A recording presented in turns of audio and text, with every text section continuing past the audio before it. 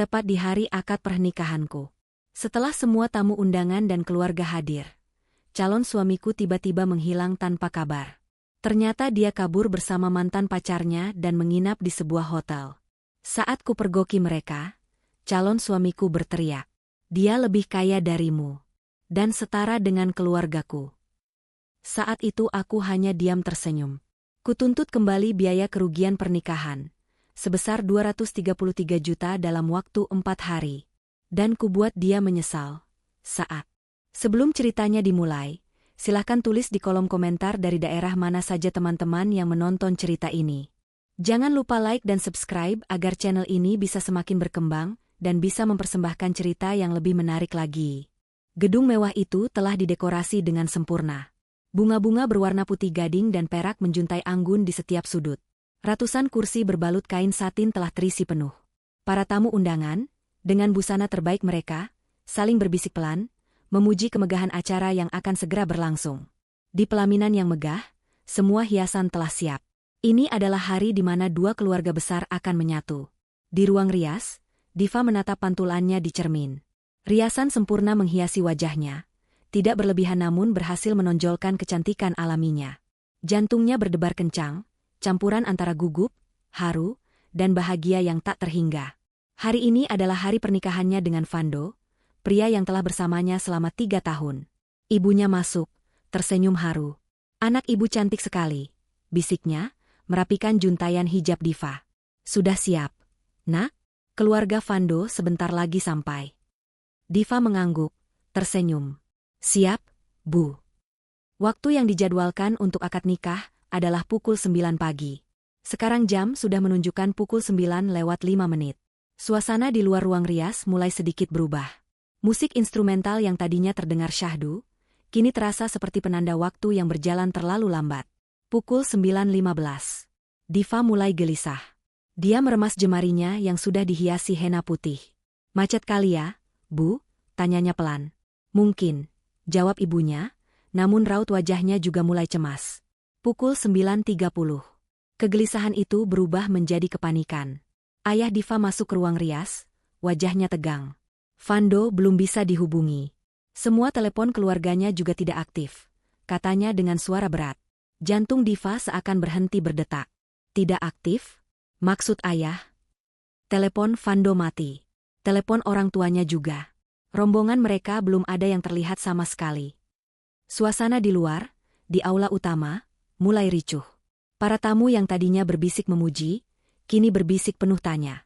Pihak wedding organizer terlihat panik, mondar-mandir dengan walkie-talkie mereka. Kursi yang disediakan untuk rombongan keluarga besar Vando masih kosong melompong. Penghulu yang seharusnya memimpin akad, sudah mulai melihat jam tangannya berulang kali. Diva merasakan hawa dingin menjalari punggungnya. Perasaan itu yang pertama kali muncul. Malu pada ratusan tamu undangan yang menatap ke arah pelaminan kosong. Malu pada keluarganya yang sudah bersusah payah menyiapkan segalanya. "Div, tenang, Nak," kata ayahnya, mencoba tegar. "Ayah coba kirim orang ke rumah mereka." Tapi Diva tahu, sesuatu yang sangat buruk sedang terjadi. Vando bukan orang yang pelupa. Keluarganya bukan orang yang tidak bertanggung jawab. Setidaknya, itu yang Diva pikir selama ini. Pukul 10 pagi. Tidak ada lagi yang bisa disembunyikan. Keheningan di aula itu terasa begitu pekat, memalukan. Beberapa tamu mulai berpamitan, merasa tidak enak. Ayah Diva, seorang pria terhormat, harus menahan malu berdiri di depan, menjawab pertanyaan yang tidak bisa ia jawab. Diva sendiri masih terduduk di ruang rias. Air matanya sudah kering, digantikan oleh rasa hampa yang menakutkan. Riasan cantiknya mulai terasa seperti topeng badut yang konyol. Kebaya indahnya terasa seperti baju zirah yang berat dan mencekik. Tiba-tiba, ponselnya yang tergeletak di meja rias bergetar. Bukan panggilan, tapi sebuah pesan WhatsApp dari nomor yang tidak dikenal. Diva meraih ponsel itu dengan tangan gemetar. Jantungnya berdebar sangat kencang. Kali ini bukan karena bahagia, tapi karena takut. Dia membuka pesan itu. Tidak ada tulisan. Hanya sebuah foto. Foto itu buram, diambil di ruangan yang temaram. Tapi Diva bisa melihatnya dengan sangat jelas. Seorang pria, Vando, sedang tertidur di ranjang hotel. Di sampingnya, seorang wanita tersenyum licik ke arah kamera, mengambil foto selfie. Wanita itu Liana, Mantan pacar Vando. Napas Diva tercekat. Tapi bukan itu yang membuatnya hancur. Di bawah foto itu, ada satu lagi pesan dari nomor yang sama. Sebuah penanda lokasi. Hotel Grand Imperial. Kamar 1702. Pesan itu baru dikirim 1 menit yang lalu. Mereka masih di sana. Tepat di hari akad pernikahannya, calon suaminya ada di hotel, di kamar yang sama dengan wanita lain. Rasa hampa itu hilang seketika. Digantikan oleh amarah yang dingin, yang membakar sekujur tubuhnya. Malu? Ya. Hancur? Tentu saja. Tapi di atas segalanya, Diva merasa dikhianati dengan cara yang paling brutal. Dia berdiri. Pandangannya lurus ke depan. Ibunya yang melihat perubahan ekspresi Diva menjadi takut. Diva? Kamu kenapa? Nak? Diva tidak menjawab. Dia berjalan keluar dari ruang rias.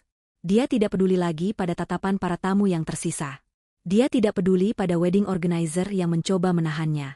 Dia berjalan lurus melewati pelaminan kosong, melewati kursi penghulu yang sudah lama ditinggalkan. Dia masih memakai kebaya pengantinnya yang putih bersih. Dia masih memakai hijab weddingnya yang anggun. Dan dengan langkah tegap, dia berjalan keluar dari gedung, menuju mobil pengantin yang seharusnya membawanya dan Vando setelah mereka sah menjadi suami istri. Dia membuka pintu mobil. "Pak," katanya pada sopir yang terkejut. "Jalan ke Hotel Grand Imperial. Sekarang." Perjalanan dari gedung pernikahan menuju Hotel Grand Imperial terasa seperti dalam mimpi buruk. Sopir mobil pengantin itu melajukan kendaraan dengan kecepatan tinggi, sesekali melirik Diva dari kaca spion dengan tatapan bingung dan kasihan. Seorang pengantin wanita, lengkap dengan kebaya dan hijab mewahnya, duduk sendirian di kursi belakang dengan wajah sekeras batu. Tidak ada air mata. Hanya ada tatapan mata yang tajam dan rahang yang mengeras. Diva tidak memedulikan tatapan orang. Otaknya bekerja cepat. Dia adalah seorang perencana keuangan. Selama ini, hidupnya diatur oleh logika, angka, dan strategi. Cinta membuatnya sedikit buta, tapi pengkhianatan ini telah membangunkannya dengan cara yang sangat kasar. Dia tidak memikirkan rasa sakit hatinya. Belum. Saat ini, dia fokus pada satu hal, konfrontasi. Dia perlu melihatnya dengan mata kepalanya sendiri. Dia perlu mendengar alasannya langsung dari mulut Vando. Mobil berhenti di lobi Hotel Grand Imperial yang mewah. Bellboy yang berjaga tertegun melihat seorang pengantin wanita turun sendirian dari mobil.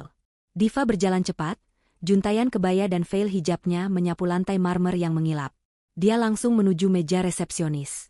"Kamar 1702, katanya, suaranya dingin dan datar. Resepsionis muda itu, seorang wanita, menatap Diva dari atas ke bawah. "Maaf, Bu. Ibu ada keperluan apa?" "Kamar 1702. Saya tahu siapa yang ada di dalam. Buka aksesnya, atau saya akan membuat keributan di lobi ini," potong Diva. Manajer hotel yang melihat potensi masalah besar, seorang pengantin yang marah di lobi adalah mimpi buruk bagi citra hotel, segera menghampiri. "Ada yang bisa saya bantu, Bu?" "Saya istri dari pria yang ada di kamar 1702. Dia sedang bersama wanita lain. Sekarang hari pernikahan saya. Berikan saya kunci akses," kata Diva, setiap kata diucapkannya dengan penekanan yang menusuk. Sang manajer, melihat situasi, segera mengambil keputusan. Dia lebih memilih menyelesaikan ini diam-diam daripada menjadi berita utama di akun gosip. Dia mengambil sebuah kartu akses master. "Saya antar, Bu. Biar staf kami yang..." "Tidak perlu. Berikan kartunya. Saya akan selesaikan ini sendiri," desak Diva. Sang manajer ragu sejenak.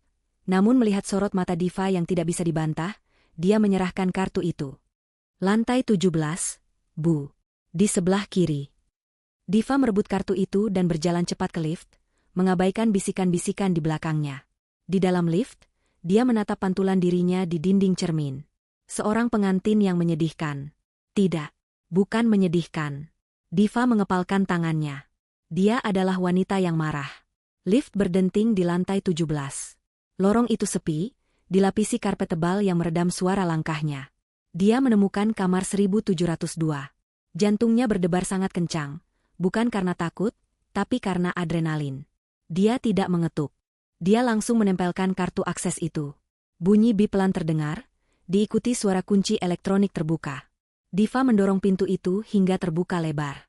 Pemandangan di dalamnya persis seperti yang ia bayangkan, namun 1000 kali lebih menyakitkan.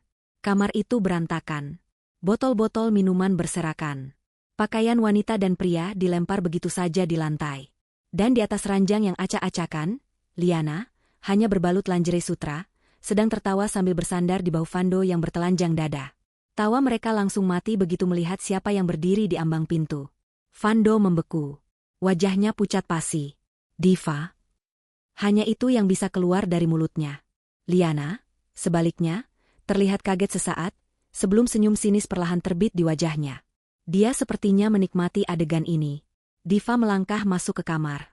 Dia tidak berteriak. Dia tidak menangis. Dia hanya berdiri di sana, dalam balutan busana pengantinnya yang suci, menatap dua manusia di depannya dengan tatapan jijik. Diva, aku bisa jelaskan. Fando tergagap, mencoba menarik selimut untuk menutupi tubuhnya. Jelaskan? Suara Diva akhirnya keluar, tenang namun bergetar saking marahnya. Jelaskan apa, Fando? Jelaskan kenapa kamu ada di sini, di hari pernikahan kita? Jelaskan kenapa kamu tidur dengan dia? Kamu yang salah. Tiba-tiba Liana yang berteriak. Dia berdiri dari ranjang, menantang Diva. Kamu yang merebut Fando dariku. Fando itu cintanya sama aku, bukan sama kamu. Diva bahkan tidak sudi menoleh ke arah Liana. Matanya terkunci pada Fando. Aku bicara sama kamu, Fando. Kenapa? Fando, yang didesak dari dua sisi, akhirnya meledak. Rasa bersalahnya berubah menjadi amarah. Itu adalah mekanisme pertahanannya. Sudahlah, Div, teriaknya, kini ikut berdiri. Aku muak. Aku muak pura-pura. Aku muak sama kamu, sama keluargamu yang sok suci itu. Dada Diva terasa sesak. Jadi, ini semua pura-pura? Iya, bentak Fando. Aku capek harus selalu jadi apa yang kamu mau. Harus jadi apa yang keluargamu mau. Liana beda. Dia mengerti aku. Mengerti kamu? Diva tertawa sinis. Atau mengerti uangmu? Disinilah Fando mengucapkan kalimat yang akan menghancurkan segalanya. Dia menunjuk Liana dengan bangga, lalu menatap Diva dengan pandangan menghina. Dia lebih kaya darimu, teriak Fando, suaranya menggema di kamar hotel. Dan dia setara dengan keluargaku. Kamu itu apa? Div? Kamu dan keluargamu itu cuma beruntung. Status kita beda. Liana yang lebih pantas mendampingi aku. Hening. Kalimat itu menggantung di udara. Lebih kaya. Setara. Diva mengira dia akan hancur mendengar itu. Dia pikir dia akan ambruk dan menangis. Tapi yang terjadi sebaliknya. Sesuatu yang dingin dan kokoh terbentuk di dalam dirinya. Amarahnya lenyap, digantikan oleh perhitungan yang jernih. Dia menatap Fando, pria yang baru saja menghinanya, lalu menatap Liana, wanita yang tersenyum penuh kemenangan di samping Fando. Diva tersenyum tipis. Senyuman yang membuat Fando dan Liana bingung. Baik, kata Diva pelan. Dia mengambil ponselnya. Dia tidak menelepon siapa-siapa. Dia membuka aplikasi kalkulator. Dia mulai mengetik dengan cepat, jarinya menari di atas layar. Biaya gedung. Biaya catering 1000 tamu. Biaya dekorasi. Biaya baju pengantin. Biaya wedding organizer. Biaya denda pembatalan vendor bulan madu.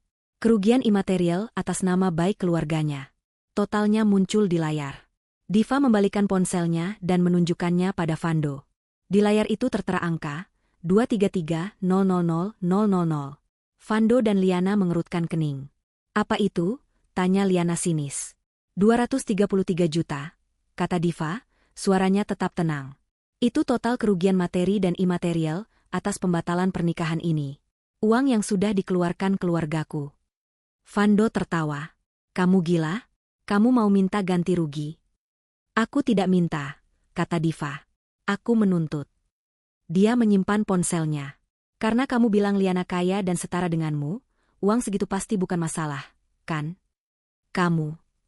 Fando kehabisan kata-kata. 4 hari, kata Diva, melangkah mundur ke pintu. Kalian punya waktu 4 hari untuk mengembalikan setiap rupiahnya ke rekening ayahku. Lewat dari 4 hari. Diva menatap mereka berdua, satu persatu.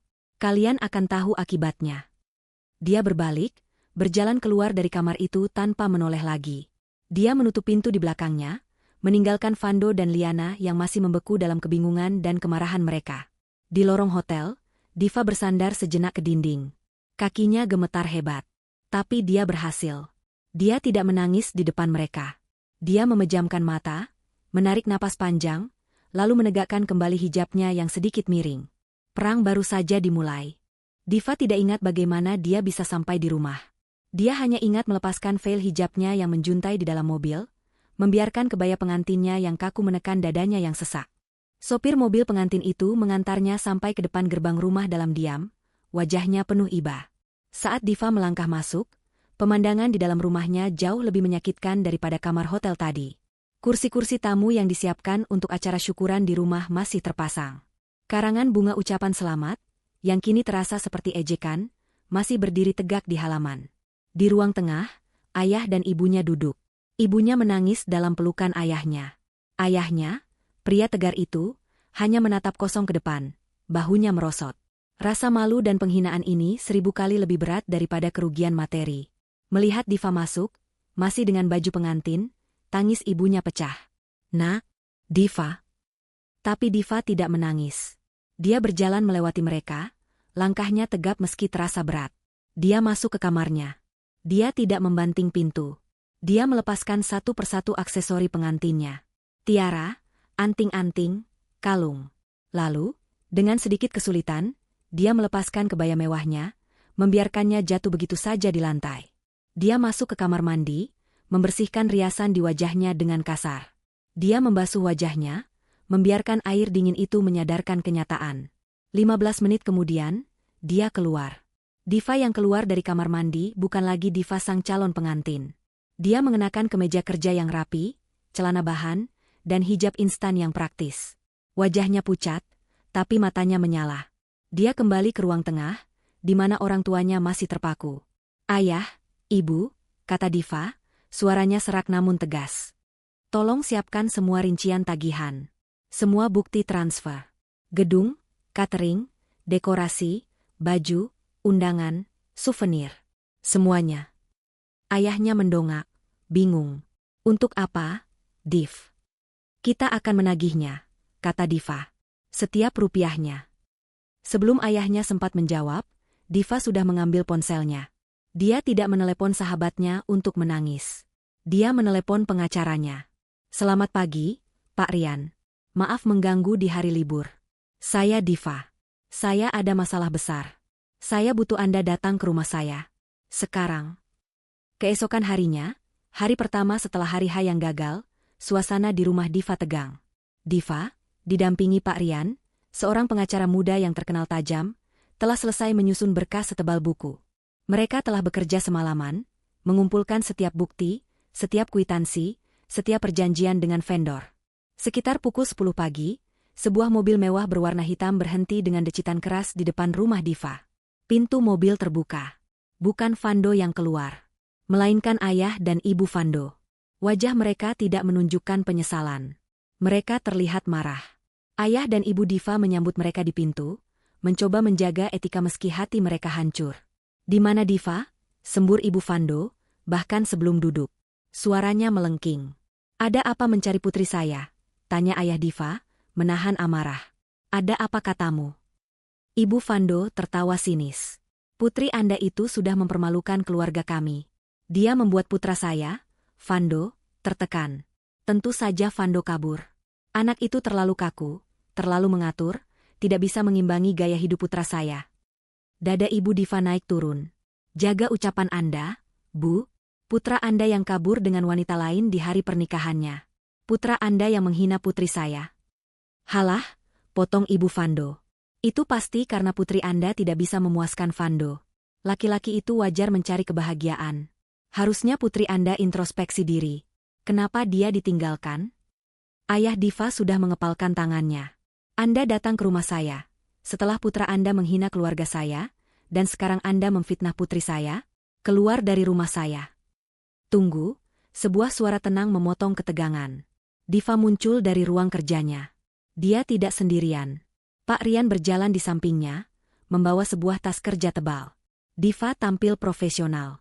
Blazer berwarna biru dongker, hijab yang rapi, dan wajah yang dingin. Dia menatap ayah dan ibu Vando tanpa gentar. "Selamat siang, sapa Diva. Silakan duduk. Ada yang ingin saya bicarakan." Ibu Vando menatap Diva dengan jijik. Oh, ini dia. Si pengantin gagal.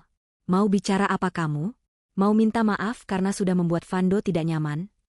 Diva tersenyum tipis, senyuman yang sama yang ia tunjukkan di kamar hotel.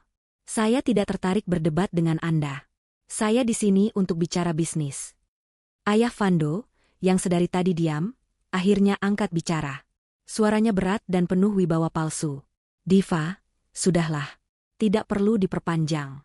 Kami tahu ini memalukan. Anggap saja ini bukan jodoh. Kami akan berikan sedikit kompensasi atas rasa malu kalian. Diva mengangguk. Saya tidak butuh kompensasi. Saya butuh ganti rugi. Pak Rian melangkah maju. Dia membuka tas kerjanya dan meletakkan sebuah berkas yang dijilid rapi di atas meja kopi, tepat di depan orang tua Vando. Apa ini? Tanya ayah Vando, curiga. Itu adalah rincian tagihan, jawab Diva. Total kerugian yang keluarga saya tanggung atas pembatalan sepihak yang dilakukan putra Anda. Gedung, catering untuk 1.000 tamu, dekorasi impor, baju pengantin, biaya pembatalan vendor bulan madu, dan kerugian imaterial atas pencemaran nama baik keluarga saya. Ibu Vando membuka halaman pertama. Matanya membelalak melihat angka di halaman terakhir. 233 juta, pekiknya. Dia lalu tertawa terbahak-bahak, tawa yang dibuat-buat. Kamu sudah gila. Diva, kamu pikir kami akan bayar ini? Ini konyol. Anggap saja ini biaya sekolahmu karena sudah berani mencoba masuk ke keluarga kami. Kami tidak akan bayar sepeser pun. Ayah Vando juga tersenyum meremehkan.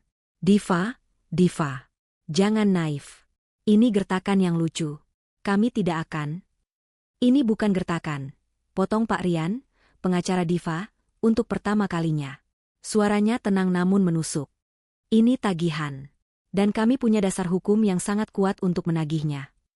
Dasar hukum apa? Hah? Tantang Ibu Vando. Diva menatap lurus ke mata ayah Vando. Saya tahu kalian tidak akan mau membayar hanya dengan tagihan ini. Itulah mengapa saya sudah siapkan ini. Pak Rian mengeluarkan satu map lagi dari tasnya. Kali ini map tipis berwarna merah. Dia menggesernya ke tengah meja.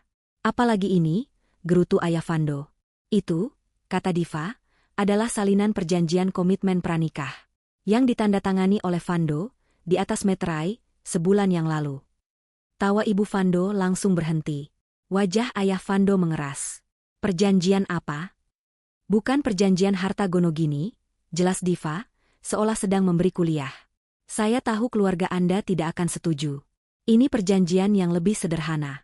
Isinya, jika salah satu pihak, baik saya atau Vando, membatalkan pernikahan dalam kurun waktu 1 bulan sebelum hari H secara sepihak, dengan alasan yang tidak bisa diterima, seperti perselingkuhan atau kabur, maka pihak tersebut wajib menanggung 100% dari seluruh kerugian finansial yang ditimbulkan oleh pihak yang dirugikan. Wajah Ibu Vando pucat pasi. Itu jebakan. Kamu menjebak putra saya. Bukan jebakan, Bu, sanggah Pak Rian dengan sopan. Itu namanya kontrak hukum. Putra Anda menandatanganinya dengan sadar, tanpa paksaan. Kami punya saksi. Dan berkat kejadian kemarin, kami juga punya bukti kuat bahwa Vando telah melakukan prestasi. Bukti foto, bukti lokasi hotel, dan... Pak Rian tersenyum tipis. Rekaman video pengakuan Vando sendiri. Ayah Vando terdiam. Dia sedang berpikir keras. Kalian tidak bisa memaksa kami membayar, seru Ibu Vando. Kami akan lawan di pengadilan. Silakan, kata Diva. Tapi sepertinya Anda belum mengerti situasinya. Diva mencondongkan tubuhnya ke depan. Vando menandatangani surat itu dengan antusias. Dia bilang itu bukti cintanya. Tapi dia tidak membaca klausul terakhirnya. Klausul kecil yang saya tambahkan di bagian lampiran. Pak Rian menunjuk ke map merah itu. Silakan dibaca poin 7b. Ayah Vando merebut map itu dan membacanya. Matanya bergerak cepat. Vando, lanjut Diva, menyebutkan bahwa dia memiliki beberapa aset investasi yang dia percayakan pada saya untuk dikelola. Benar, kan? Sebagai calon istri yang baik, saya membantunya. Ayah Vando mengangkat kepalanya. Matanya memancarkan kengerian untuk pertama kalinya. Dalam klausul 7b itu, kata Diva, Vando setuju bahwa jika dia melakukan prestasi seperti yang dijelaskan di pasal 1, dia memberi saya, Diva, kuasa penuh yang tidak dapat ditarik kembali, untuk mencairkan seluruh aset investasi bersama tersebut, untuk menutupi kerugian 233 juta itu. Hening. Kalian? Ayah Vando tergagap. Kalian tidak bisa. Oh, kami bisa, kata Diva. Perjanjian itu sah. Dan kami sudah mendaftarkannya. Diva berdiri. Saya berikan kalian waktu 3 hari dari sekarang. Jika dalam 3 hari uang 233 juta itu tidak masuk rekening ayah saya, Pak Rian akan segera memproses pencairan aset Fando. Dan percayalah, nilai aset itu jauh lebih besar dari 233 juta. Sisanya, anggap saja biaya administrasi. Diva menatap mantan calon mertuanya yang kini terlihat seperti hantu. Kalian datang dengan angkuh, menuduh saya mata duitan. Sekarang, buktikan. Buktikan kalau kalian setara. Bayar tagihannya. Dia berbalik. Pak Rian, antarkan mereka keluar. Jauh dari ketegangan di rumah Diva, di sebuah private villa mewah di Bali, Fando tertawa terbahak-bahak. Dia baru saja menutup telepon dari ibunya. Ada apa, sayang? Tanya Liana, yang sedang berbaring di tepi kolam renang pribadi. Tubuhnya yang terbalut bikini mahal, tampak berkilau oleh minyak beraroma. Fando melemparkan ponselnya ke meja dan meraih gelas minumannya. Si Diva gila itu. Kamu tahu apa yang dia lakukan? Dia mengirim tagihan 233 juta ke orang tuaku. Liana ikut tertawa. Serius? Dia pikir dia siapa? Dia benar-benar mengira keluarga kita akan membayarnya. Tentu saja tidak. Fando meneguk minumannya. Ibuku tadi marah-marah di telepon. Dia bilang Diva memakai pengacara dan membawa surat perjanjian aneh. Tapi ayahku bilang itu gertakan sambal. Paling-paling dia cuma mau sedikit uang tutup mulut. Baguslah, kata Liana, mengoleskan lagi sunblock di kakinya. Jadi, kita tidak perlu pusing memikirkan dia lagi, kan? Kita di sini untuk bersenang-senang. Tentu saja, sayang. Fando menghampiri Liana dan mencium bahunya. Ini adalah awal hidup baru kita. Bebas dari si kaku Diva itu. Fando benar-benar merasa bebas. Dia merasa telah lolos dari penjara. Diva, dengan segala aturannya, hijabnya yang tertutup, dan kebiasaannya menganalisis segala sesuatu, terasa begitu mengekang. Liana berbeda. Liana spontan, liar, dan yang terpenting, Liana setara dengannya. Setidaknya, itu yang Liana katakan. Mereka tertawa, tidak sadar bahwa tawa itu adalah tawa terakhir mereka. Fando, dalam keangkuhannya, telah melupakan satu hal penting tentang Diva. Diva bukan hanya wanita kaku yang pandai mengatur. Diva adalah seorang perencana keuangan dan strategi investasi yang brilian. Itu adalah keahliannya. Itu adalah pekerjaannya. Fando, di sisi lain, adalah tipikal anak orang kaya. Dia pandai menghamburkan uang, pandai bergaul, tapi benci urusan administrasi. Dia benci membaca dokumen. Dia benci detail. Sekitar 6 bulan lalu, Fando mendapatkan sejumlah besar uang dari hasil penjualan properti warisan. Dia ingin menginvestasikannya di sebuah startup teknologi yang sedang tren, yang direkomendasikan teman-temannya di klub malam. Diva, yang saat itu masih menjadi tunangan kesayangannya, langsung melarang. Itu bodoh, Fando, kata Diva saat itu, sambil memeriksa proposal startup itu. Ini bubble. Tidak ada fundamentalnya. Kamu akan kehilangan uangmu. Lalu aku harus apa? Simpan di bank? Seperti orang tuaku? Gerutu Fando. Tidak, kata Diva. Kamu investasikan di sesuatu yang nyata. Divalah yang menemukan prospek itu. Sebidang tanah strategis di area berkembang yang akan dibangun menjadi kompleks ruko premium. Diva yang membuat seluruh studi kelayakan. Diva yang menegosiasikan harga tanah. Diva yang mengurus semua perizinan. Fando terkesan. Hebat, sayang. Kamu urus semuanya, ya? Aku tinggal tanda tangan dan transfer dana. Kita akan buat perusahaan patungan, kata Diva. PT. Vidi Jaya Abadi. Fando dan Diva. Findo tertawa. Terserah kamu. Yang penting aku dapat untung. Disinilah letak kecerdasan Diva. Dia menyusun struktur perusahaan itu. Dia tahu karakter Fando. Dia tahu kelemahan Fando. Dalam akta pendirian perusahaan, Diva menetapkan dirinya sebagai direktur utama, pemegang kendali manajerial dan operasional. Fando, sebagai penyuntik dana terbesar, dijadikan komisaris utama. Namun, Diva menambahkan satu klausul. Mengingat ini adalah investasi jangka panjang, semua aset perusahaan, termasuk rekening bank atas nama PT Vidi Jaya Abadi, hanya bisa dicairkan atau dipindahtangankan atas persetujuan tertulis direktur utama, Diva, dan satu tanda tangan dari pihak komisaris, Fando. Itu tampak adil. Tapi kemudian, Diva membuat dokumen kedua. Perjanjian komitmen pranikah itu. Saat Diva menyodorkan perjanjian itu sebulan lalu, Fando hanya tertawa. Sayang, buat apa ini? Tentu saja aku akan menikahimu. Anggap saja ini bukti cinta, kata Diva lembut. Hanya formalitas. Tanda tangan di sini. Findo menandatanganinya tanpa membaca. Dia tidak peduli dengan pasal-pasal soal ganti rugi 233 juta. Yang tidak dia sadari adalah lampiran 7B. Klausul kecil itu. Klausul itu berbunyi, pihak kedua, Fando, dengan ini setuju, apabila terjadi wan prestasi sebagaimana dimaksud dalam pasal 1, maka pihak kedua memberikan kuasa penuh, absolut, dan tidak dapat ditarik kembali kepada pihak pertama, Diva, untuk bertindak sebagai satu-satunya penandatangan yang sah atas nama pihak kedua dalam kapasitasnya sebagai komisaris di PT Vidi Jaya Abadi, khusus untuk keperluan likuidasi aset guna menutupi kerugian yang ditimbulkan.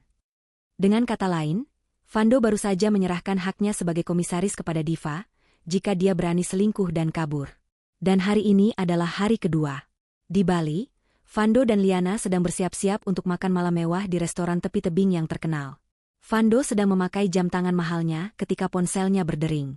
Nama yang tertera, Pak Agung, manajer bank. Halo, Pak Agung. Ada apa? Sapa Fando, sedikit terganggu. Selamat sore, Pak Fando. Maaf mengganggu. Ada masalah darurat dengan rekening Anda. Masalah apa lagi? Ibuku sudah bilang itu gertakan. Bukan, Pak. Ini bukan rekening pribadi Anda. Ini rekening PT Vidi Jaya Abadi. Kami baru saja menerima perintah pengadilan darurat, diajukan oleh Ibu Diva selaku direktur utama. Jantung Fando berdebar. Perintah apa?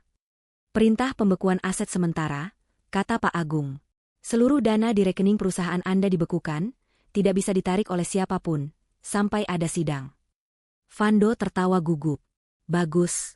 Jadi Diva juga tidak bisa ambil uangnya, kan? Benar, Pak. Tapi, bukan itu masalah utamanya. Menurut surat perintah, pengadilan juga membekukan semua rekening pribadi yang terhubung dengan nama Anda sebagai pemilik modal di PT Vidi Jaya Abadi, untuk mencegah pengalihan aset. Keheningan melanda. Apa maksud Anda? Suara Fando bergetar. Rekening tabungan pribadi Anda, rekening giro Anda, rekening saham Anda, semuanya atas nama Fando dibekukan, Pak. Efektif 1 jam yang lalu. Gelas yang dipegang Fando jatuh dari tangannya, pecah berkeping-keping di lantai marmer villa. Tidak mungkin. Itu uang pribadiku. Perintahnya jelas. Pak, ini terkait wan prestasi di perjanjian investasi. Maaf, saya tidak bisa berbuat apa-apa. Telepon ditutup. Fando panik. Dia segera membuka aplikasi mobile bankingnya.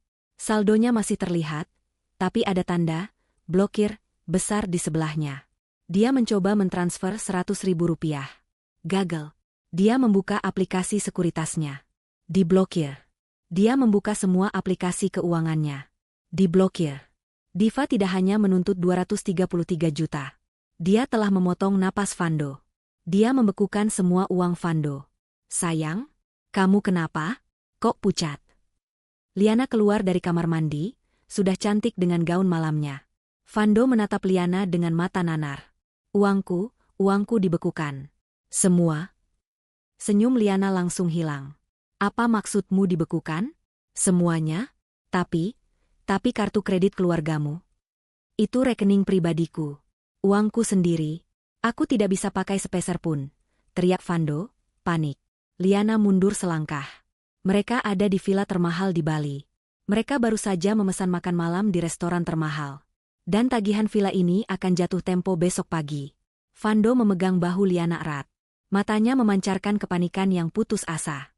Liana, sayang kamu bayar dulu, ya? Pakai kartu kamu, bisik Fando. Katamu kamu kaya, kan? Kamu setara dengan keluargaku, kan? Wajah Liana yang cantik dan penuh riasan itu mendadak pucat pasi. Dia membeku di tempat, matanya memancarkan ketakutan yang sama sekali tidak bisa dia sembunyikan. Keheningan yang canggung dan berat memenuhi kamar villa mewah itu. Pertanyaan Fando, katamu kamu kaya, kan? Menggantung di udara seperti vonis. Wajah Liana yang tadinya angkuh dan penuh kemenangan, kini pucat pasi. Riasan mahalnya tidak mampu menutupi ketakutan yang merayap di matanya. Dia tertawa, tapi suaranya terdengar seperti kaca pecah. Apa maksudmu? Tentu saja aku punya uang. Tapi ini kan masalahmu dengan Diva. Kenapa aku yang harus bayar? Karena kamu bersamaku, bentak Vando, kepanikan membuatnya menjadi agresif. Kamu bilang kamu setara. Kamu bilang Diva itu tidak ada apa-apanya dibanding kamu. Sekarang buktikan. Liana mundur selangkah. Dia tidak pernah membayangkan skenario ini. Seluruh rencananya, yang telah ia susun dengan sangat hati-hati selama berbulan-bulan, kini terancam berantakan dalam hitungan jam. Kenyataannya, Liana jauh dari kata kaya. Dia adalah seorang penipu ulung. Dia lahir dari keluarga biasa saja, namun sejak remaja dia terobsesi dengan kehidupan glamor yang ia lihat di media sosial. Dia membangun citranya setahap demi setahap. Dia bekerja sebagai admin di sebuah perusahaan impor-ekspor kecil, gaji yang pas-pasan. Tapi di malam hari, dia adalah Liana sang sosialita. Dia menghabiskan gajinya untuk menyewa tas bermerek selama 1 malam, hanya untuk berfoto. Dia berhutang pada temannya untuk membeli gaun agar bisa masuk ke pesta eksklusif. Dia menjadi ahli dalam memanipulasi foto agar terlihat seolah-olah dia sedang berlibur di Eropa, padahal dia hanya di apartemen studio sempitnya. Hidupnya adalah tumpukan utang yang menggunung. Kartu kreditnya sudah lama mencapai batas maksimal. Dia dikejar pinjaman online. Dia bertahan hidup dari satu kebohongan ke kebohongan lainnya. Dia cantik, dan dia menggunakan kecantikannya sebagai modal. Targetnya selalu pria kaya. Tapi dia tidak pernah berhasil mendapatkan yang benar-benar terikat. Sampai dia bertemu kembali dengan Vando. Vando adalah target sempurna. Kaya raya, sedikit arogan, dan yang terpenting, dia membenci detail. Liana tahu Vando sudah bertunangan dengan Diva. Liana membenci Diva. Bukan hanya karena Diva memiliki Vando, tapi karena Diva memiliki semua yang tidak Liana miliki. Kecerdasan otentik, ketenangan, dan kekayaan yang tidak perlu dipamerkan. Rencana Liana sederhana, rebut Vando. Dia memanipulasi Vando, membisikkan racun tentang betapa membosankannya Diva. Dia memuji-muji ego Vando. Dan dia berbohong. Dia bilang ayahnya adalah pengusaha tambang di Kalimantan, bahwa dia baru saja menjual saham startupnya, bahwa dia memiliki apartemen mewah di Singapura. Semua bohong. Dia mengira, setelah Vando meninggalkan Diva di hari pernikahan, sebuah ide gila yang Liana sendiri usulkan untuk membuktikan, cinta, Vando, dia akan segera dinikahi. Dia akan menjadi nyonya Vando. Semua utangnya akan lunas. Dia akan benar-benar menjadi sosialita yang selama ini dia pura-purakan. Tapi dia tidak pernah memperhitungkan Diva. Dia meremehkan wanita berhijab itu.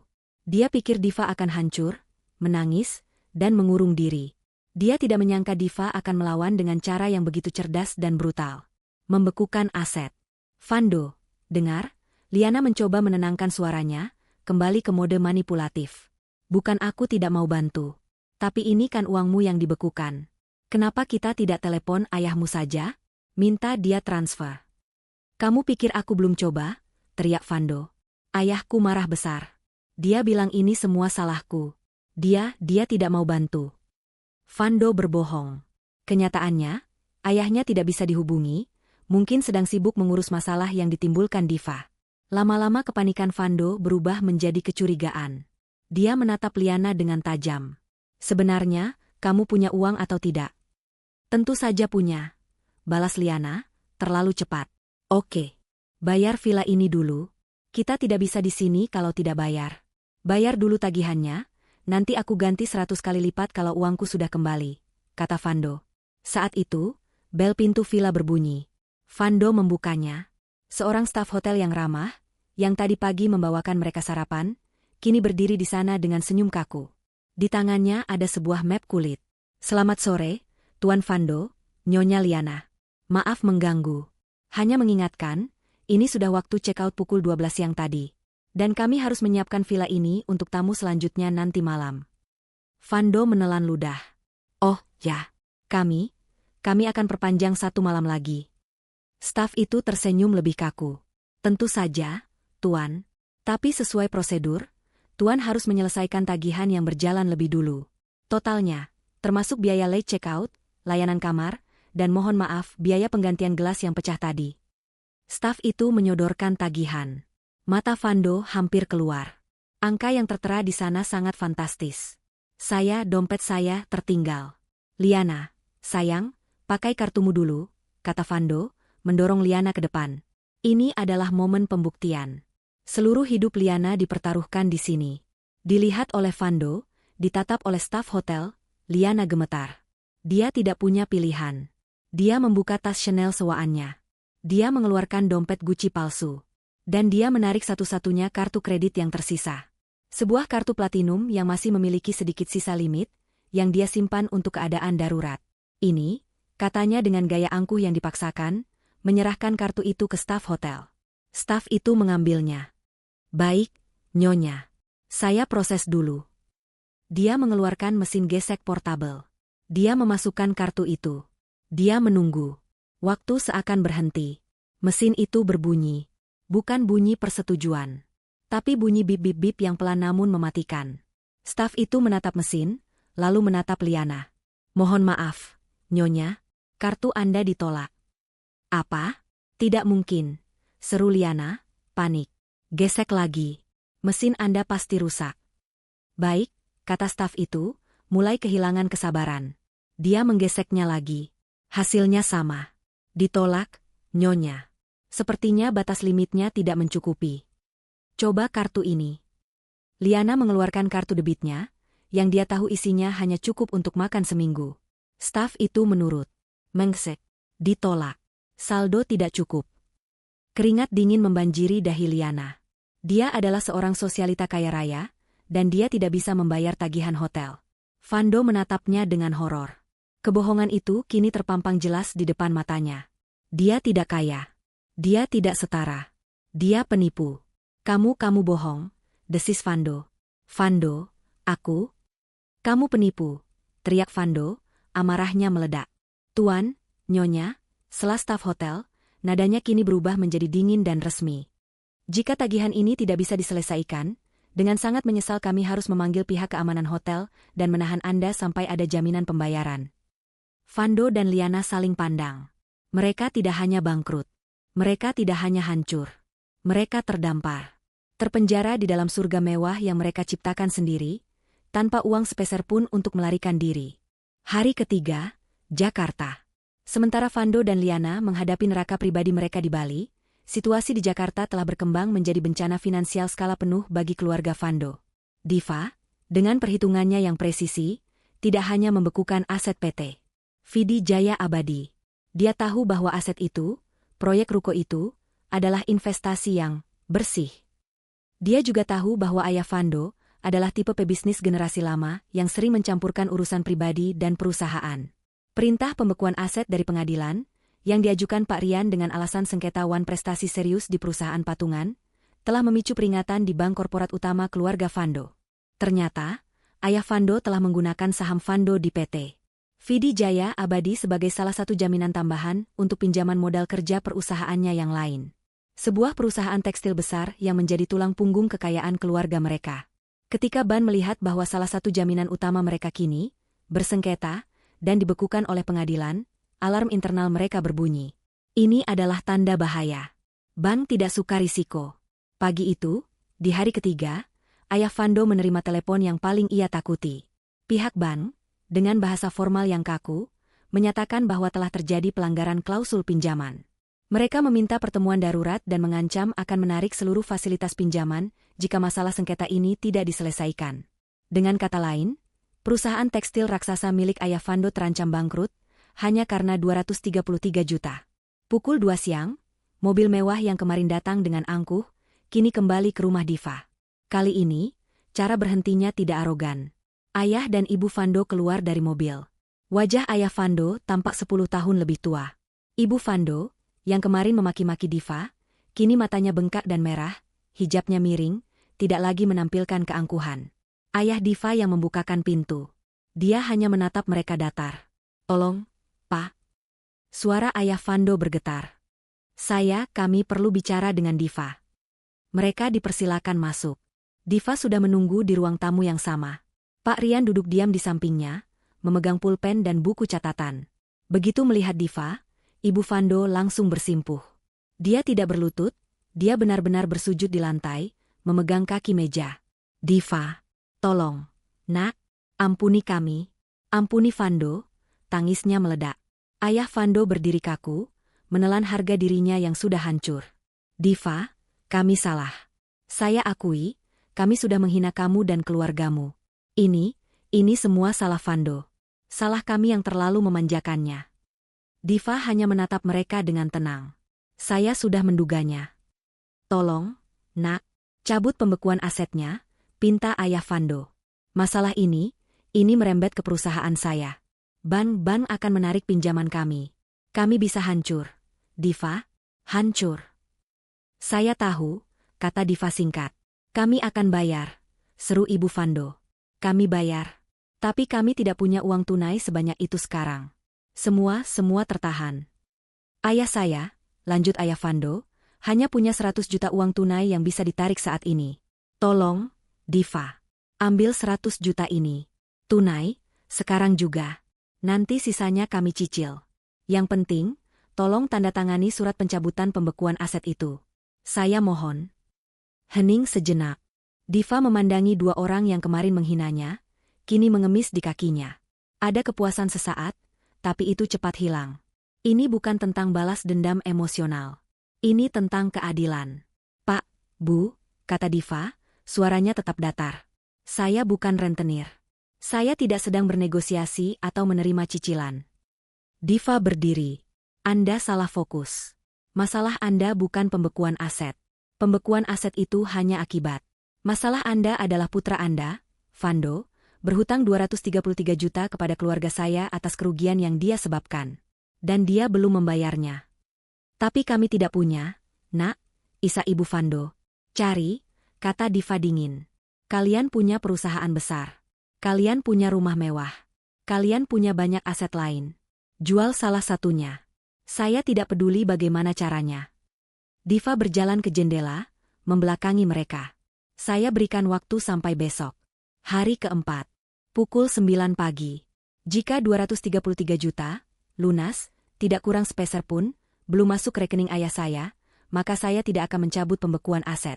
Saya akan membiarkan bank Anda melakukan apa yang harus mereka lakukan. Dan saya akan melanjutkan proses hukum untuk melikuidasi penuh PT Vidi Jaya Abadi. Diva, itu akan menghancurkan kami, teriak ayah Vando. Diva berbalik, matanya menyorot tajam. Dan apa yang putra Anda lakukan pada saya? Pada keluarga saya? Dia tidak hanya menghancurkan kami. Dia mempermalukan kami di depan ratusan orang. Dia merendahkan saya. Kalian datang ke sini kemarin, kalian memfitnah saya. Kalian pikir saya akan lupa? Maafkan kami, nak, maaf. Waktu minta maaf sudah habis. Sekarang waktu membayar, kata Diva. 233 juta. Besok, jam 9 pagi. Jika tidak, anggap saja semua aset Anda hangus. Diva meninggalkan ruangan, membiarkan Pak Rian mengurus sisanya. Hari keempat, dini hari di Bali. Di villa mewah yang kini terasa seperti penjara, Vando dan Liana tidak tidur. Mereka telah bertengkar hebat. Semua topeng telah terbuka. Liana menjerit-jerit soal utangnya. Vando memaki Liana karena telah menipunya. Ponsel Vando berdering. Panggilan dari ayahnya. Vando menjawab dengan gemetar. Pulang sekarang. Suara ayahnya di telepon bukan lagi suara memohon, tapi raungan penuh amarah. Kamu sudah menghancurkan keluarga ini. Kalau kamu tidak di Jakarta besok pagi, ayah pastikan namamu dicoret dari ahli waris. Ayah tidak akan mengakuimu sebagai anak lagi. Telepon ditutup. Vando membeku. Ditolak Diva, ditipu Liana, dan sekarang diancam dibuang oleh keluarganya sendiri. Dia hancur. Dia harus pulang. Tapi bagaimana? Dia tidak punya uang. Dia menatap Liana, yang sedang menangis terseduh-seduh di sudut ruangan. Liana juga buntu. Pihak keamanan hotel sudah menyita paspor mereka berdua sebagai jaminan. Vando harus berpikir licik. Dia menghampiri Liana, memeluknya. Maafkan aku, sayang. Aku tadi emosi. Liana yang rapuh, langsung membalas pelukan itu. Vando, aku takut. Tenang, bisik Vando. Kita akan selesaikan ini. Pinjam ponselmu sebentar. Aku mau coba telepon temanku, mungkin dia bisa bantu transfer. Ponselku baterainya habis. Liana, yang masih percaya pada keajaiban, memberikan ponselnya. Vando mengambil ponsel itu, berjalan ke balkon, pura-pura menelepon. Sebenarnya, dia membuka aplikasi e-wallet dan perbankan Liana. Masih ada sedikit sisa limit di kartu kreditnya yang terhubung ke aplikasi itu. Tidak banyak, tapi cukup. Cukup untuk 1 tiket pesawat ekonomi kelas terendah ke Jakarta. Dia memesan tiket atas namanya sendiri. Lalu dia menghapus semua jejak transaksinya. Dia kembali ke dalam. Tidak ada yang bisa bantu, katanya dengan nada putus asa palsu. Liana, kamu istirahat dulu, tidur saja. Besok kita pikirkan lagi. Liana, yang kelelahan secara emosional, akhirnya tertidur di sofa. 1 jam sebelum subuh, Vando bergerak. Dia mengambil dompetnya, yang kosong, paspornya, yang dia curi kembali dari meja resepsionis saat mereka lengah, dan 1 tas kecil. Dia tidak peduli pada kopernya yang lain. Dia menatap Liana yang tertidur. Tidak ada rasa bersalah. Yang ada hanya kebencian. Wanita ini adalah salah satu penyebab kehancurannya. Vando membuka pintu villa pelan-pelan. Dia berlari menyusuri lorong hotel, keluar lewat pintu servis, dan kabur dari hotel mewah itu, meninggalkan Liana sendirian untuk menanggung seluruh tagihan villa dan kemarahan staf hotel. Hari keempat, malam hari di Jakarta. Vando tiba di Jakarta dengan kondisi mengenaskan. Baju yang sama selama 3 hari, wajah kuyu, dan perut lapar. Dia terbang di kelas ekonomi, berdesakan, sebuah penghinaan terbesar dalam hidupnya. Dia tidak berani pulang ke rumah ayahnya. Dia tahu dia akan dihabisi. Waktu sudah menunjukkan pukul 10 malam. Batas waktu dari Diva adalah besok pagi. Hanya ada 1 harapan terakhir. 1 kartu terakhir yang bisa dia mainkan. Dengan sisa-sisa harga dirinya, dia naik taksi online, yang dia bayar dengan janji akan transfer nanti, ke rumah Diva. Dia berdiri di depan gerbang rumah yang seharusnya menjadi rumah mertuanya. Dia menekan bel. Lama. Akhirnya, pintu terbuka. Diva berdiri di sana. Dia mengenakan daster rumah sederhana dan hijab instan, tanpa kaget melihat Vando. Saat itulah Vando ambruk. Dia tidak berakting. Dia benar-benar hancur. Dia jatuh berlutut di depan Diva, di teras rumahnya. Dia menangis. Tangisan seorang pria dewasa yang kehilangan segalanya. Diva, Div, aku salah. Isaknya, suaranya parau. Diva hanya menatapnya, wajahnya tanpa ekspresi. Aku salah besar. Div, aku dibutakan. Liana penipu. Dia menipuku. Dia bukan siapa-siapa. Dia meninggalkan aku. Vando berbohong, membalikkan fakta. Aku bodoh, Div. Aku bodoh sekali. Lanjutnya, mencoba meraih tangan Diva, tapi Diva melangkah mundur. Aku sadar, Div. Selama ini, cuma kamu yang tulus padaku. Cuma kamu yang baik. Aku kembali padamu, Div. Kita batalkan semua ini, ya? Vando mendongak. Matanya yang basah menatap Diva penuh harap. Kita mulai lagi. Aku janji, aku akan jadi suami yang baik. Kita batalkan tuntutannya. Aku akan menikahimu. Besok pagi. Di mana saja kamu mau. Asal kamu maafkan aku. Tolong, Div. Tolong cabut tuntutannya. Diva menatap pria yang menangis di kakinya. Pria yang 4 hari lalu menghinanya. Pria yang kini mengemis untuk kembali. Bukan karena cinta, tapi karena dia tidak punya pilihan lain. Diva hanya dia menatapnya, dingin. Diva menatap pria yang bersujud di kakinya. Pria yang seharusnya menjadi suaminya 4 hari lalu. Pria yang kini menangis terseduh-seduh, memohon kesempatan kedua. Wajahnya basah oleh air mata dan kotor oleh debu jalanan. Pakaian mahalnya kusam dan lecek. Dia tampak mengenaskan. Aku kembali, Div. Aku kembali padamu, isak Vando lagi. Tolong, Div. Maafkan aku. Kita batalkan tuntutannya. Kita mulai lagi dari awal. Keheningan di teras itu begitu pekat, hanya dipecahkan oleh isak tangis Vando. Akhirnya, Diva angkat bicara. Suaranya tenang, tanpa getaran emosi. Kamu tidak kembali padaku, Vando. Isak tangis Vando berhenti sejenak. Dia mendongak, bingung. Kamu kembali, lanjut Diva, karena kamu tidak punya pilihan lain. Kamu kembali karena uangmu habis. Kamu kembali karena Liana ternyata tidak sekaya yang kamu pikir. Kamu kembali karena keluargamu diambang kehancuran. Kamu tidak kembali karena cinta. Kamu kembali karena kalah. Setiap kata Diva menusuk seperti pisau bedah yang dingin. Tepat sasaran. Tidak, Div, bukan begitu. Vando mencoba menyangkal, tapi suaranya terdengar lemah. Aku sadar aku salah. Kamu juga berbohong, potong Diva. Liana tidak meninggalkanmu. Kamulah yang meninggalkannya di Bali. Kamu kabur di tengah malam, meninggalkannya untuk menanggung semua tagihan hotel sendirian. Kamu memesan tiket pesawat menggunakan sisa limit kartu kreditnya, bukan? Vando terbelalak. Wajahnya pucat pasi. Bagaimana Diva bisa tahu? Dia lupa. Diva adalah seorang perencana keuangan. Melacak transaksi kecil seperti itu adalah keahliannya. Diva tidak hanya membekukan aset, dia mengawasi setiap gerakan mereka. Kamu. Vando kehabisan kata-kata. Cukup, Vando, kata Diva. Permainanmu sudah selesai. Tidak. Tolong. Vando menjadi histeris. Dia merangkak maju, mencoba memegang kaki Diva. Aku akan lakukan apa saja. Aku akan sujud di kaki ayah dan ibumu. Aku akan ceraikan Liana. Kalian bahkan belum menikah, balas Diva datar. Aku akan perbaiki semuanya. Tolong, Div. Cabut tuntutannya. Kasihani aku. Saat Vando berada di puncak keputusasaan, sebuah suara lain terdengar dari dalam rumah. Suara tenang dan berat seorang pria. Selamat malam, Pak Vando. Vando membeku. Dia perlahan menoleh ke sumber suara. Lampu ruang tamu menyala lebih terang. Di sana, di sofa yang menghadap ke pintu, duduk Pak Rian, pengacara Diva. Dia mengenakan setelan kerja yang rapi, seolah ini adalah rapat bisnis biasa pukul 9 pagi, bukan drama pukul 10 malam. Di depannya, di atas meja, sebuah laptop terbuka. Vando sadar. Diva tidak sendirian.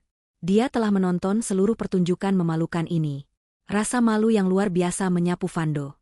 Jauh lebih besar daripada rasa putus asanya. Dia perlahan bangkit berdiri, tubuhnya gemetar. Siapa kamu? Gagap Vando, mencoba mengembalikan sisa-sisa harga dirinya.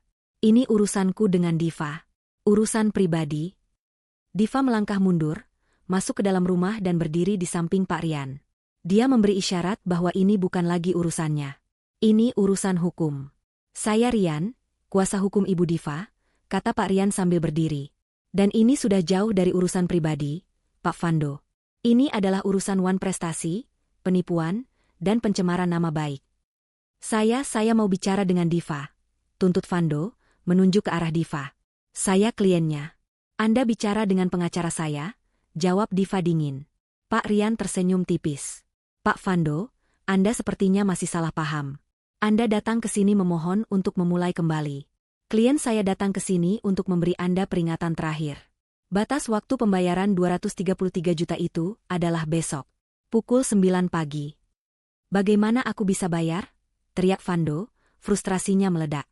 Kalian membekukan semuanya. Kalian menjebakku. Ini semua jebakan. Kalian tidak akan dapat apa-apa kalau keluargaku bangkrut. Kalian juga rugi. Ini adalah gertakan terakhirnya. Ancaman bahwa jika dia tenggelam, dia akan membawa Diva bersamanya. Pak Rian tertawa pelan. Ah, gertakan itu. Kami sudah menduganya. Anda berpikir jika Anda tidak bisa membayar, kami juga tidak akan dapat apa-apa. Disitulah Anda salah besar. Vando mengerutkan kening. Kami tahu Anda tidak akan membayar dengan mudah. Kami tahu keluarga Anda akan mencoba segala cara, lanjut Pak Rian. Itulah mengapa kami menyimpan satu bukti terakhir. Kartu truf kami. Bukti apa lagi? Kalian sudah punya surat perjanjian. Surat perjanjian itu untuk aset. Itu untuk uang, kata Pak Rian. Yang ini? Dia menoleh ke Diva. Diva mengangguk singkat. Yang ini untuk reputasi. Pak Rian memutar layar laptopnya sehingga menghadap lurus ke arah Vando. Dia menekan tombol play. Sebuah video muncul. Pemandangan kamar hotel yang berantakan. Kamar 1702. Vando langsung mengenalinya. Dia melihat Liana yang tersenyum sinis. Dan dia melihat dirinya sendiri, bertelanjang dada, berdiri dengan angkuh. Lalu suara itu terdengar. Jernih, keras, dan tidak terbantahkan. Itu adalah suaranya sendiri. Dia lebih kaya darimu. Dan dia setara dengan keluargaku. Kamu itu apa? Div, kamu dan keluargamu itu cuma beruntung. Status kita beda. Video berhenti. Dunia Vando runtuh. Jika sebelumnya dia hancur, sekarang dia musnah. Dia tidak tahu Diva merekamnya. Dia menatap Diva dengan ngeri. Kamu merekamku? Aku menyalakan kamera ponselku di saku kebaya saat aku masuk. Jelas Diva, suaranya tanpa emosi. Awalnya untuk perlindungan diri. Kalau Liana atau kamu berbuat nekat. Aku tidak menyangka, kamu malah memberikan bukti terbaik dengan mulutmu sendiri. Vando gemetar hebat. Dia bersandar ke kusen pintu, kakinya tidak sanggup lagi menopang tubuhnya. Dia mengerti sekarang. Ini bukan lagi soal uang. Video itu, Pak Rian menjelaskan dengan metodis, bersama dengan foto-foto Anda check-in di lobi, bukti transfer pemesanan kamar hotel atas nama Anda 1 hari sebelum akad, dan bukti bahwa Liana mengirimkan lokasi itu untuk mempermalukan klien saya. Pak Rian berhenti sejenak, membiarkan Vando mencerna kengeriannya. Semua bukti itu sudah kami kemas dengan rapi. Menjadi sebuah cerita yang sangat menarik. Kalian mau membawanya ke pengadilan? Bisik Vando. Pak Rian tertawa. Pengadilan itu lambat, Pak Vando, dan tertutup. Kami mau sesuatu yang lebih cepat. Sesuatu yang lebih berdampak. Mata Vando membelalak. Media? Tepat, kata Pak Rian. Akun gosip Instagram. Portal berita online. Twitter. Mereka semua menyukai cerita seperti ini. Pengantin pria kaya raya, kabur sebelum akad, selingkuh di hotel mewah, lalu menghina calon istrinya karena tidak setara. Vando merasa mual. Dia bisa membayangkannya. Wajahnya. Wajah ayahnya. Wajah ibunya, reputasi keluarganya, yang dibangun puluhan tahun, akan hancur dalam semalam. Ini peringatan terakhir, kata Diva, mengambil alih. Saya tidak peduli lagi dengan asetmu yang dibekukan. Itu urusan keluargamu dengan bank. Dia berjalan mendekati Vando. Ini pilihannya. Pukul 9 pagi besok. Transfer 233 juta ke rekening ayah saya. Lunas. Setelah itu, tim saya akan mencabut pembekuan aset di PT Vidi Jaya Abadi. Masalah kita selesai. Kita tidak akan pernah bertemu lagi. Tapi kalau jam 9 pagi uang itu belum masuk. Lanjut Diva, saya tidak akan rugi. Saya akan melepaskan video ini. Saya akan melepaskan semua buktinya ke publik. Saya mungkin tidak mendapatkan uang saya kembali hari itu, tapi saya pastikan, keluargamu akan kehilangan sesuatu yang jauh lebih berharga daripada 233 juta. Mereka akan kehilangan nama baik mereka. Vando menatap Diva. Wanita di depannya bukan lagi Diva yang lembut yang pernah ia cintai. Ini adalah wanita yang telah dia hancurkan, dan bangkit kembali sebagai sesuatu yang jauh lebih kuat dan menakutkan. Pikirkan baik-baik, Vando, kata Diva. Telepon ayahmu. Katakan padanya, dia harus memilih. Kehilangan uang untuk menyelamatkan reputasi, atau kehilangan keduanya. Waktumu tinggal. Diva melirik jam dinding. 10 jam lagi. Pak Rian menutup laptopnya. Sebaiknya Anda bergegas, Pak Vando. Menjual aset dalam semalam butuh usaha keras. Diva berbalik dan menutup pintu. Terdengar suara kunci diputar dari dalam. Vando ditinggalkan sendirian di teras yang gelap dan dingin. Dia tidak menangis lagi. Rasa takut telah mengeringkan air matanya. Dia merogoh sakunya, tangannya gemetar hebat saat dia menelepon nomor ayahnya. Ayah gawat. Ini lebih buruk dari yang kita bayangkan. Dia punya video. Malam itu adalah malam terpanjang bagi keluarga Vando. Setelah telepon panik dari Vando, ayah Vando mengumpulkan semua orang di ruang kerjanya. Suasananya seperti ruang perang yang sudah kalah. Ayah Vando meraung. Dia menelepon semua koneksinya, mencoba mencari pinjaman tunai 233 juta dalam semalam. Tapi reputasinya sudah mulai goyah. Kabar soal asetnya yang bermasalah dengan bank sudah mulai bocor. Tidak ada yang mau meminjamkan uang. Jual ruko itu, teriak ayah Vando pada asistennya lewat telepon. Aku tidak peduli harganya. Jual setengah harga kalau perlu. Aku butuh uang tunai sebelum jam 9 pagi. Di sudut ruangan, Vando duduk gemetar, menceritakan ulang soal video itu. Sementara itu, ibu Vando, yang sedari tadi diam, merasakan sesuatu yang lain. Bukan takut. Bukan penyesalan, tapi amarah. Dia marah pada Diva. Bagaimana bisa gadis yang dulu terlihat lugu dan penurut itu, berani melakukan ini pada keluarganya? Mempermalukan mereka? Mendorong mereka ke sudut? Dalam pikirannya yang arogan, Divalah yang jahat. Divalah yang pemeras. Divalah yang tidak tahu diuntung. Dia, ibu Vando, tidak akan kalah dari seorang gadis seperti Diva. Jika dia akan jatuh, dia tidak akan jatuh sendirian. Dia akan menyerang lebih dulu. Pukul 8 pagi. Hari keempat. 1 jam sebelum batas waktu. Ibu Vando mengambil ponselnya. Tangannya yang gemetar bukan karena takut, tapi karena dendam. Dia membuka akun Facebooknya, yang memiliki ribuan teman sosialita. Dia juga membukanya di Instagram. Dia mengatur postingannya menjadi publik. Dia mulai mengetik. Sebuah curahan hati yang panjang, penuh air mata buaya, dan dirancang untuk memutarbalikkan fakta. Hati seorang ibu hancur. Dia memulai. Kami sekeluarga sedang dalam cobaan berat. Niat baik kami untuk menjalin silaturahmi ternyata dibalas dengan fitnah yang keji. Putra saya, Vando, yang sedang dalam tekanan berat, telah difitnah. Calonnya, yang kami sayangi seperti anak sendiri, ternyata memiliki niat tersembunyi. Kami sudah mencoba berdamai. Kami sudah menawarkan uang damai 100 juta atas pembatalan yang tidak disengaja ini. Tapi apa balasannya? Kami diperas.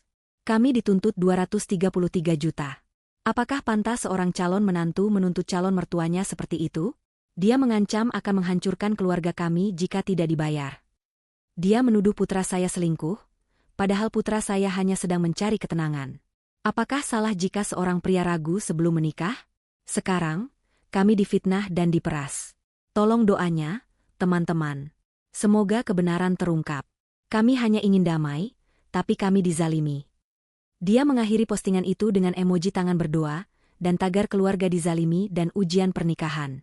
Dia menekan tombol, posting.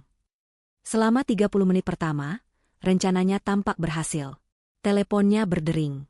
Teman-teman sosialitanya menelepon. Ya ampun, Jeng. Yang sabar ya. Astaga, seram sekali ya gadis itu. Mata duitan. Untung Vando tidak jadi menikahinya. Komentar di postingannya penuh simpati. Ibu Vando tersenyum tipis. Dia merasa telah memenangkan opini publik. Dia telah mencap Diva sebagai mata duitan sebelum Diva sempat bertindak. Di kantor Pak Rian, suasana tenang. Diva, ayahnya, dan seluruh tim hukum serta tim media sedang sarapan bubur ayam. Mereka menatap layar besar di dinding yang menampilkan postingan Ibu Vando. Ayah Diva mengepalkan tangannya. Kurang ajar. Dia memfitnah anak kita. Dia bilang kita pemeras. Pak Rian hanya tersenyum sambil mengaduk buburnya. Tenang, Pak. Dia baru saja memberi kita peluru emas. Dia tidak hanya wan prestasi, dia baru saja melakukan pencemaran nama baik secara publik. Diva meletakkan sendoknya. Dia menatap postingan itu dengan dingin. Ibu Vando lupa. Di era digital, siapa yang menyerang dengan kebohongan, akan mati oleh kebenaran. Jam di dinding menunjukkan pukul 9. Ponsel Pak Rian berbunyi. Asistennya di bank memberi laporan. Nihil, Pak. Tidak ada transfer masuk rekening klien. Baik, kata Pak Rian. Dia menoleh ke tim medianya. Waktunya. Pukul 9.01. Tim media Diva menekan tombol, kirim. Mereka tidak hanya mengirimkannya ke 1 akun gosip. Mereka mengirimkannya ke 5 akun gosip Instagram terbesar, 3 portal berita online, dan 2 akun influencer besar di Twitter yang terkenal kritis. Paket yang mereka kirim sempurna. Jauh lebih lengkap dari yang dibayangkan Vando. Pertama, sebuah foto perbandingan. Sisi kiri, Diva, anggun dan tersenyum dalam balutan kebaya pengantin di gedung yang megah. Diberi tulisan, yang dihina. Sisi kanan, Vando dan Liana, berantakan di kamar hotel. Diberi tulisan, yang menghina. Kedua, narasi kronologi yang singkat, padat, dan menusuk. Menceritakan dari detik-detik Vando menghilang, pesan Wa dari Liana, hingga penggerbekan di kamar hotel. Ketiga, bukti utama. Video berdurasi 30 detik. Suara Vando yang berteriak, dia lebih kaya darimu. Dan dia setara denganku. Keempat, dan ini adalah serangan baliknya. Screenshot postingan Ibu Vando yang baru dibuat 1 jam lalu. Kelima, caption penutup, ditinggal di hari akad. Dihina karena tidak setara. Kini difitnah mata duitan. Keadilan untuk Diva. Pengantin pria kabusa bula bula bubu bula bula lalalala prala prala prala prabu bula lalalala prangu pranalang lalal. Dunia maya meledak. Dalam waktu kurang dari 1 jam, tagar pengantin pria kabusa bula bula bubu bula bula lalalala prala prala prala prabu bula lalalala prangu pranalang lalal menjadi trending topik nomor 1 di Indonesia. Ini bukan sekadar gosip. Ini adalah drama sosial yang menyentuh amarah setiap orang. Amarah wanita yang dikhianati, amarah orang tua yang dipermalukan, amarah publik pada kesombongan orang kaya. Gelombang kedua adalah netizen. Mereka adalah detektif terhebat di dunia. Mereka menyerbu postingan Ibu Vando. Kolom komentar yang tadi penuh simpati, kini berubah menjadi medan perang digital. Ibu, anaknya selingkuh malah bangga? Otaknya di mana, Bu? Setara katanya? Setara sama-sama tukang ngibul ya? 233 juta itu kerugian, bukan pemerasan. Dasar keluarga gak tahu malu. Si Diva udah sabar bang cuma minta balik modal. Malah difitnah. Gila. Tagar baru bermunculan, Karma Vandoliana dan tim Diva. Netizen tidak berhenti di situ. Mereka menggali. Akun Instagram Vando, yang penuh foto-foto pamer kekayaan, diserbu. Akun Instagram Liana, yang penuh foto gaya hidup palsu, ditemukan.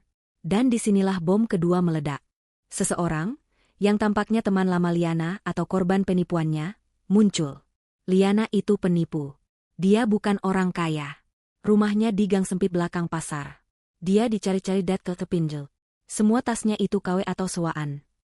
Bukti-bukti mulai bermunculan. Screenshot percakapan utang Liana. Foto rumah aslinya. Ironi cerita ini menjadi bahan tertawaan nasional. Vando, si pria arogan, meninggalkan Diva, seorang perencana keuangan yang cerdas dan jelas berkelas, demi Liana, seorang penipu ulung yang terlilit utang pinjol. Teriakan Vando, dia lebih kaya darimu, kini menjadi meme paling menyedihkan di internet. Pukul 11 siang. Kehancuran itu total. Sanksi sosial telah dijatuhkan. Di kantornya, ayah Vando gemetar. Bukan lagi karena bank. Klien-klien terbesarnya, mitra bisnisnya, mulai menelepon. Mereka membatalkan kontrak. Maaf, Pak. Kami tidak bisa bekerja sama dengan perusahaan yang memiliki citra publik seburuk ini. Di Google Maps, perusahaan tekstil keluarga Vando dibanjiri review bintang 1. Produknya jelek, seperti kelakuan ownernya. Bahannya tipis, setipis moral keluarga ini. Ibu Vando pingsan setelah membaca komentar di postingannya sendiri. Postingan yang ia harap akan menyelamatkan reputasinya, justru menjadi bukti tertulis kebohongannya. Di Bali, Liana, yang baru saja terbangun di kamar villa yang terkunci, menyadari dirinya ditinggalkan Vando. Dia panik. Dia membuka ponselnya. Dan dia melihat wajahnya terpampang di semua akun gosip. Dia melihat rahasianya terbongkar. Dia menjerit histeris. Di rumahnya, ayah Vando mengangkat telepon dengan tangan gemetar. Dia menelepon Diva. Di seberang telepon, Diva hanya diam mendengarkan. Diva, nak? Suara ayah Vando terdengar seperti orang mati. Hentikan, tolong hentikan. Kami bayar. Kami bayar sekarang juga. Internet adalah hakim yang cepat dan juri yang kejam. Sanksi sosial yang dijatuhkan hari itu tidak main-main. Itu adalah tsunami digital yang melahap apa saja yang menghalangi jalannya, dan di pusat badai itu ada 3 nama.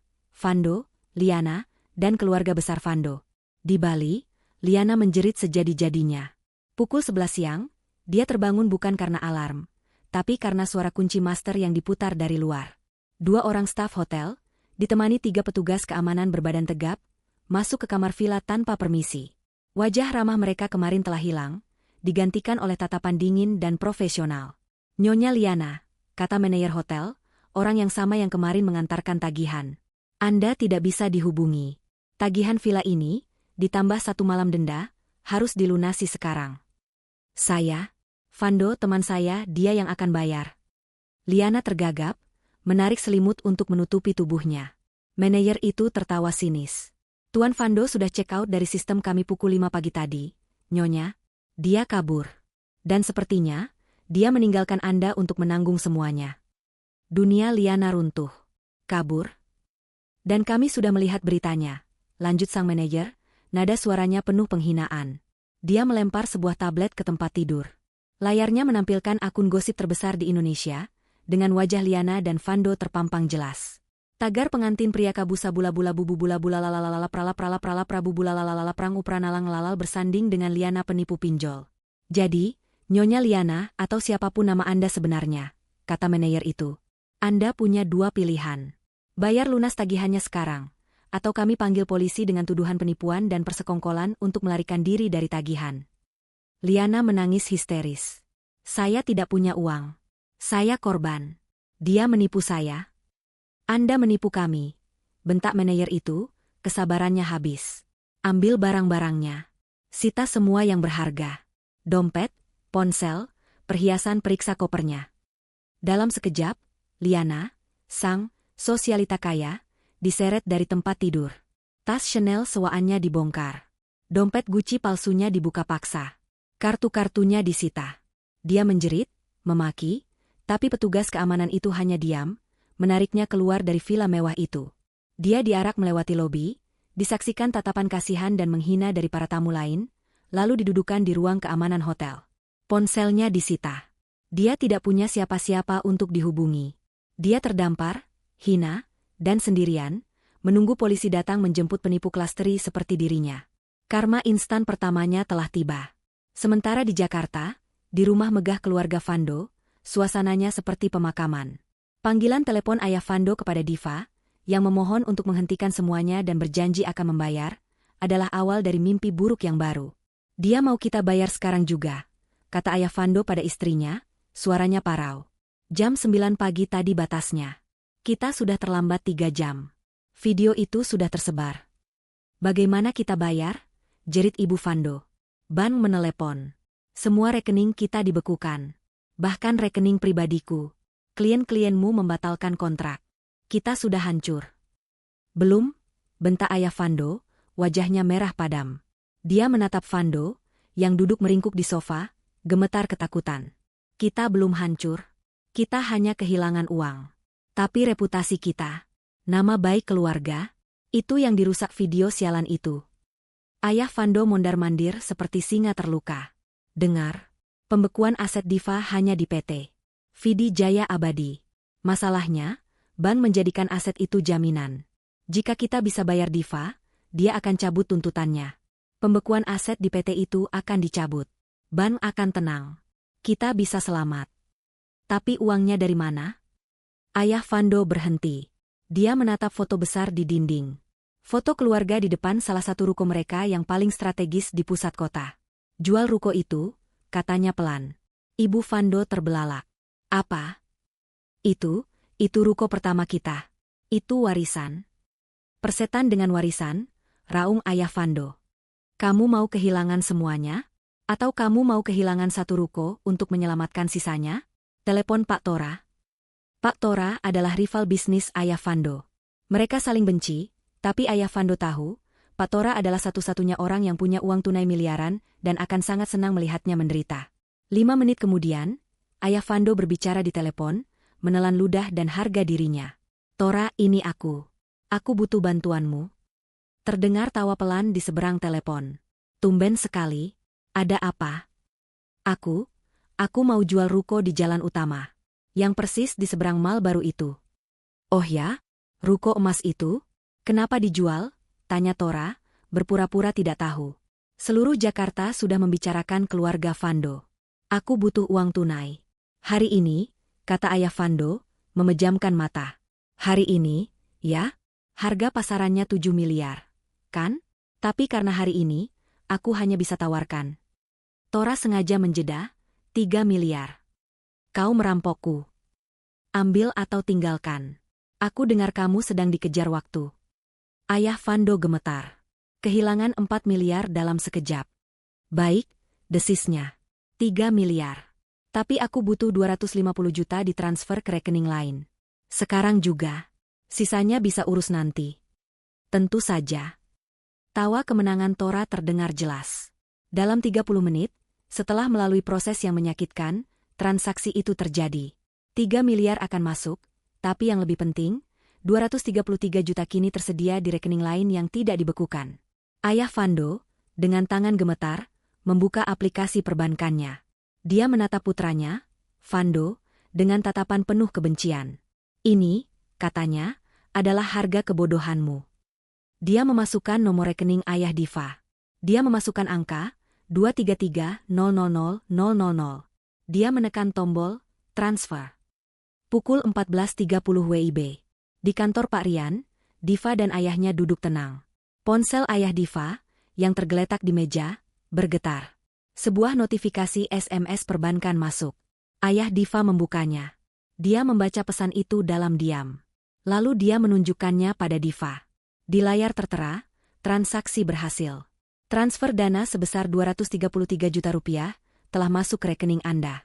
Tidak ada perayaan. Tidak ada sorak-sorai. Ayah Diva hanya memejamkan mata, setetes air mata lega jatuh di pipinya. Ibunya, yang duduk di sampingnya, menangis dalam diam. Diva menatap layar itu. Angka yang menjadi simbol penghinaannya kini telah kembali. Dia menoleh ke Pak Rian. "Pak, uangnya sudah masuk." Pak Rian mengangguk.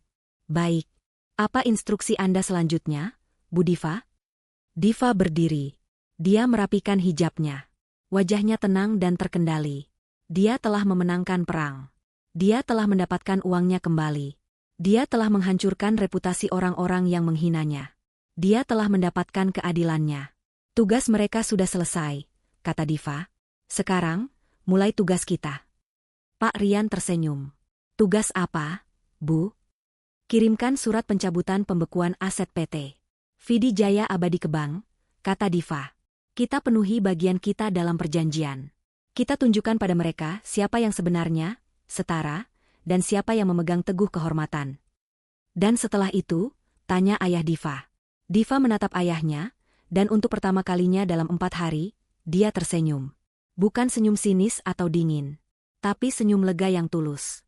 "Setelah itu," kata Diva, "kita bangun kembali apa yang telah mereka hancurkan. Tapi kali ini, kita bangun kerajaan kita sendiri." 6 bulan berlalu sejak hari itu. Debu digital telah mengendap, tetapi jejaknya abadi. Tagar pengantin pria kabusa bula bula bubu bula bula lalalala prala prala prala prabu bula lalalala prang upranalang lalal telah menjadi legenda urban. Sebuah studi kasus tentang karma instan di era media sosial. Tapi bagi para pelakunya, kehidupan telah berubah selamanya. Diva tidak menggunakan uang 233 juta itu untuk berfoya-foya. Dia menggunakannya persis seperti yang dia katakan, untuk membangun kerajaan. Dia membuka sebuah kantor konsultan di sebuah ruko baru yang dia beli, dengan harga wajar, tidak seperti keluarga Fando. Nama perusahaannya, Amanah Wedding Solution. Ini bukan wedding organizer biasa.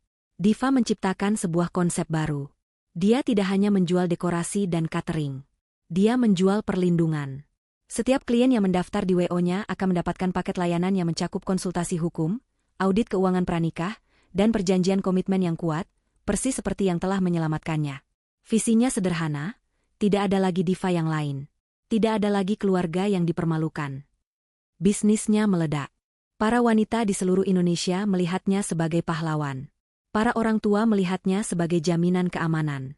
Diva, wanita berhijab yang tenang dan cerdas itu, telah mengubah trauma terburuknya menjadi model bisnis yang paling dicari. Dia kini sering diundang menjadi pembicara di seminar-seminar Women Empowerment.